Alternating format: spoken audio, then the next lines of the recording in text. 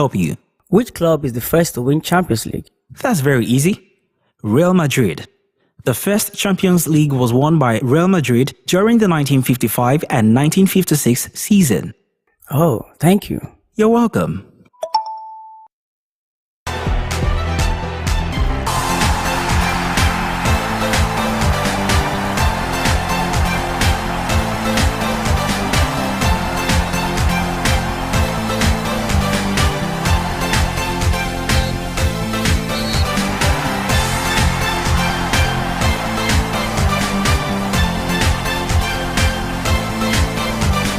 Good morning, sports fans, and welcome to Sport in a Jiffy on the Morning Impact Show, coming to you from the studios of Impact Radio 102.1 FM. We serve this package every weekday 10 a.m. after the flip side of 10. Today, Thursday, the 28th month of December, year 2023. This is just a reminder in case you've forgotten the date and time already, because obviously that's what happens between Christmas and the New Year. People tend to forget whatever it is that they are going through, but then it is what it is. Welcome to the show this morning. Ayodeji Ajiboye is my name, and I'll be scooping bits from the ever exciting and sometimes controversial world of sport. Talking about controversy, we saw it play out once again in the English Premier League yesterday night. VAR and also referee are making decisions in a couple of matches. Talking about the game between Manchester City and Everton, and also the late Madueke penalty against Crystal Palace. All of this and more we'll be talking about in the course of the show this morning. Because on the menu, I've got stories from basketball, from boxing, and also the king of all sport, football, and also talking about transfer updates as we have them on the back pages of the major dailies this morning.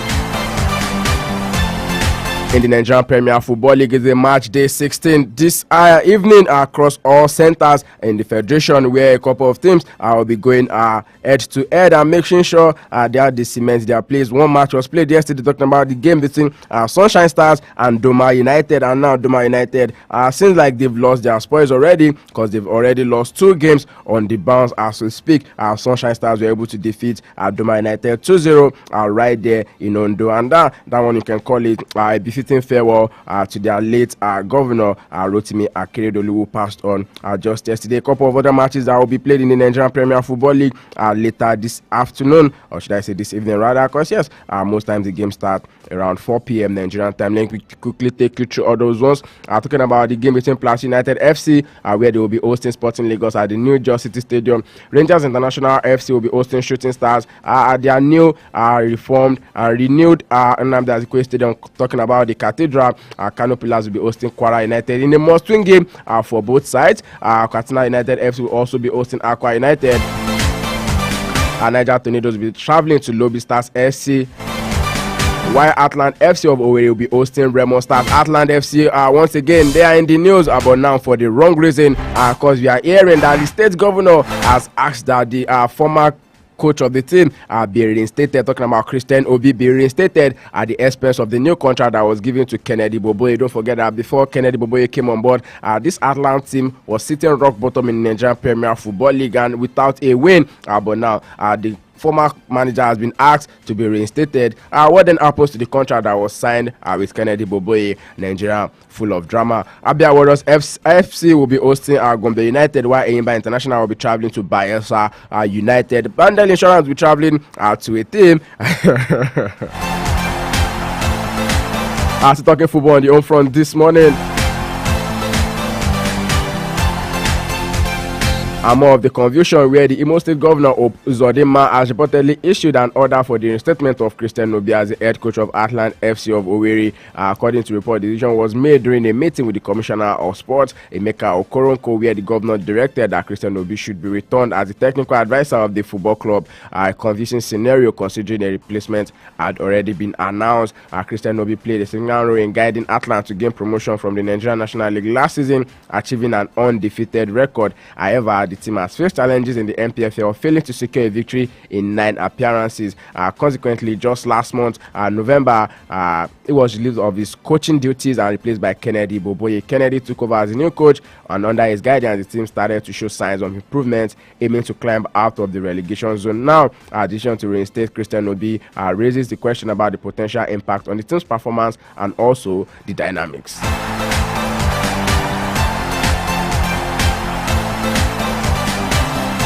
Away from football, talking athletics on the home front this morning, the Nigerian Olympic Committee has described the outgoing 2023 as a successful year for sport development in the country. Reflecting on sport in 2023 at a meeting to mark the end of its year program, Nigerian Olympic Committee President Abu Gumel said Nigeria's performance in various sporting activities this year raised the country's profile globally. At the meeting, Gumel acknowledged NOC members' contribution to the committee's success and also commended President Bola Ahmed Tinubu for his total support for sport development since assuming office. He however appealed to all stakeholders, including all federation presidents and the Ministry of Sport, to work together to ensure the country's strong participation in the three major games in 2024, which are the Youth Winter Games, the African Games, and also the Paris Olympic Games.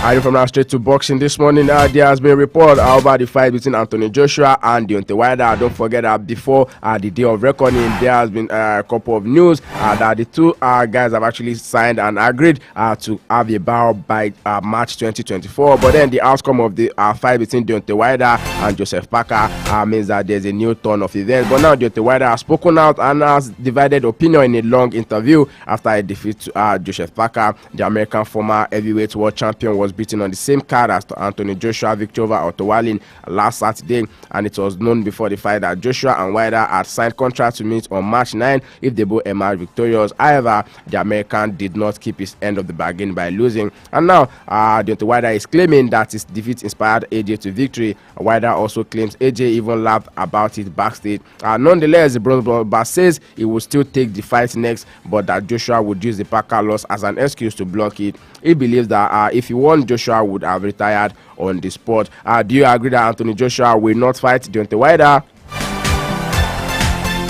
This is the big question for all the boxing fans out there. I know a couple of guys who definitely want this to happen, being the fact that the two of them are of Nigerian descent. It is something that I will be looking forward to. Away from that, let's talk about football this morning. And then FIFA has threatened to suspend Brazil.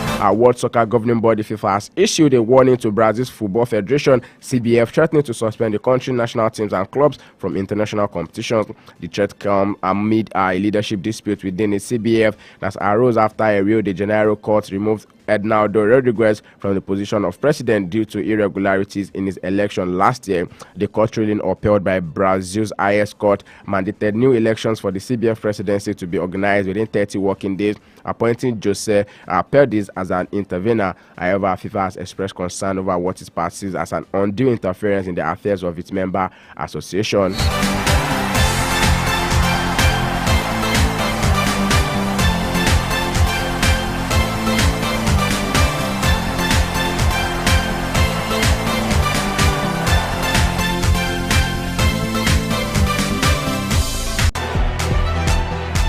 Talking basketball this morning, over 34 teams are participating in the ongoing Weber's 3x3 Christmas basketball tournament, which ended this weekend in Abuja, and it is the second and final phase of the tournament, which began last week at the Abuja camp. And according to organizers, the competition has put a welcome pressure on its committee, which shows that more people are aware of what they are doing for the sport. The first phase of the competition began last week at the Abuja camp, from where two semi-finalists emerged, and the event named the Abuja City Slam Quest continues on Saturday at the Lake Mall from about 10 a.m. The two teams from the Lake Mall contest will join Magic Ballers and the TNT one for the final four competition. The Lagos show held at the 1004 estate was seen as a blockbuster, but experts of the game believe the holiday season will help create a bigger atmosphere at the lake area, as the Abuja residents are already keeping tabs on the competition.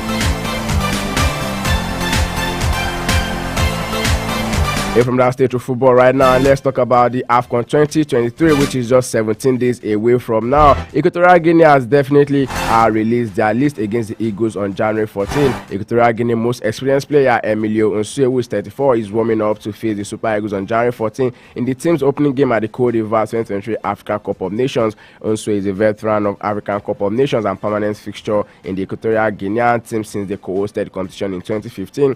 The right back, who also plays as a midfielder, plays for Spanish third-tier team Intercity FC, and in a career that has seen him appearing for such clubs as Mallorca, Real Sociedad, and Castellon, Middlesbrough, Birmingham City, as well as Cyprus club Apoel and Bosnia Tuzla City. Apart from Unswe, Equatorial Guinea have 2 players of Nigerian descent in their squad, including Javier Eneme, who plays for said side MFK Viskov, and Marvin Anierbos of Spain's Secondary Division CD Illescas.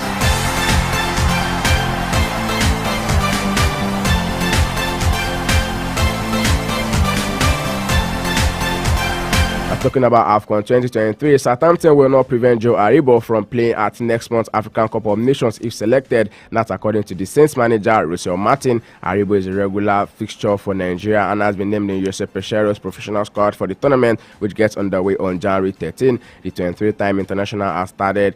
The 23-time international has started the last 5 games and scored in his first goal of the campaign. Southampton's 5-0 thrashing of Swansea City on Boxing Day, and if selected, Aribo could miss up to 5 games. Asked by the news about Aribo potentially heading to the tournament, Martin responded saying Joe is incredibly proud to play for Nigeria, and yes, they will not be stopping him from representing the country. Nigeria have been drawn in Group A, just like against Equatorial Guinea, Guinea-Bissau, and the tournament host Cote d'Ivoire.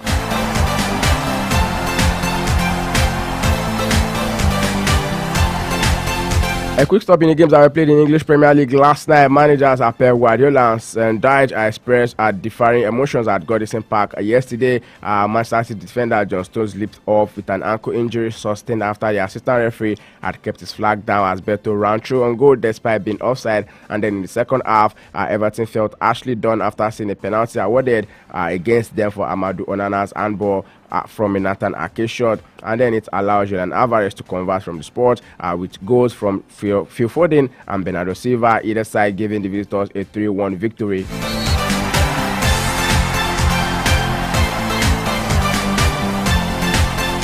And now Pep Guardiola's side are aiming to lift the trophy for the 4th consecutive season and had looked like falling 8 points behind the Reds, but recovered with 3 second-half goals to lift themselves to the 4th in the table. Yes, you can call it a night of blustery conditions where Everton were able to wither an early storm from Manchester City as Jordan Pickford made crucial saves twice to touch Julian Alvarez, as well as keeping Jack Grealish poked efforts at the full stretch. This is telling that yes, without Elinala, Julian Alvarez can possibly step up for them. Welcome back to the English Premier League, Manchester City. Of course, yes, just after winning the FIFA Club World Cup, they are back in the league, and now they came back emphatically against Everton 3-1. That one ended last night. And another game that we played yesterday night, Chelsea 2-1 Crystal Palace.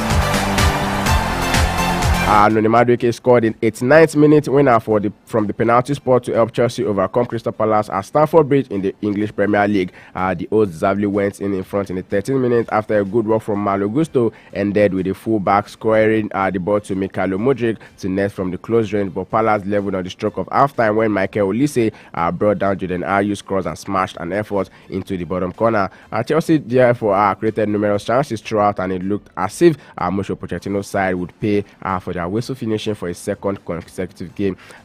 Let's not talk about the goal that Nicholas Jackson actually missed in that particular encounter, because yes, you can always say that Chelsea, they are being wasteful a whole lot right now, but then once again they enjoyed the support from home.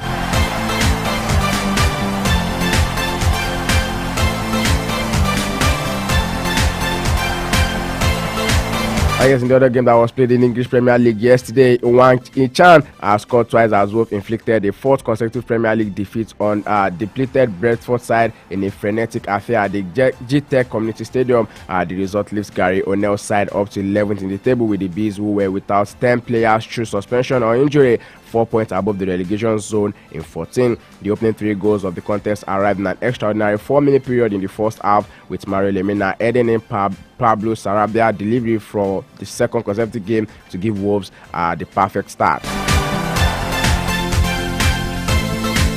Talking about transfer update this morning, Nigerian forward Rafael Durosimi has joined German Bundesliga side Eintracht Frankfurt from Czech Republic side Victoria Plzen. Italian journalist Fabrizio has quoted German publication and revealed that the deal is worth 9 million euros. Romano disclosed that Durosimi, whose medical is already booked, is expected to land in Germany today, 20 December 2023. Durosimi will be Frankfurt's second signing after Dutch midfielder Donny van der Beek arrived from Manchester United on loan.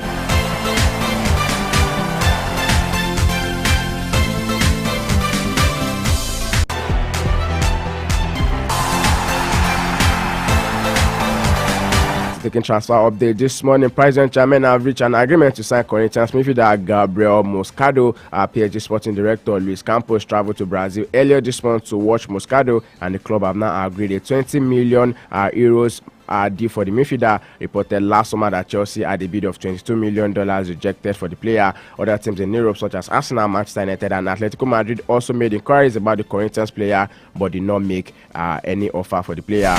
As for In A Jiffy, it is and I will be 7 minutes in A Jiffy. This is where I call it a wrap on the package this morning. Many thanks to you for being a part of the show. Do well to join me tomorrow for another edition of it. Don't forget that on Fridays we do just football, preparing you for the actions that will be coming through during the weekend. Ayode Jajiboye signing out this morning. Stay sporty, stay active. Make sure to stay safe out there. Please do stay safe. The morning patrol continues. Oluwatomi with the EY Owoboro days there. I've been able to serve it to you fast with a lot of facts and ensure to make it compact. Stay with us. Empire Radio 102.1 FM. We love you. They call me